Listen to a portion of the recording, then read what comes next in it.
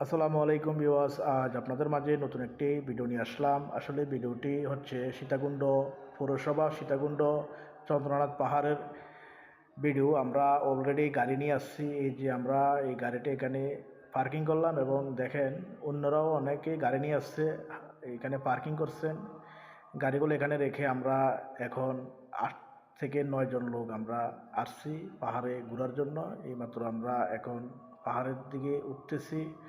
আসলে অনেক সুন্দর এবং সুন্দরের মতোই জায়গা, না বললে নাই হয়। অবশ্যই আপনারা আসবেন এই সীতাকুণ্ড পাহাড়টি দেখতে। অনেক উঁচু, তবে অবশ্যই আপনারা আসার সময় পানি, তারপর ঠান্ডা জাতীয় জুস, ড্রিঙ্কস এগুলো নিয়ে আসবেন এবং হাতে করে অবশ্যই মনে করে লাঠি নিয়ে আসবেন। কারণ লাঠি যদি নিয়ে না আসেন তাহলে আপনি পাহাড়ে উঠতে পারবেন না, আপনি যতই শক্তিশালী হন না কেন।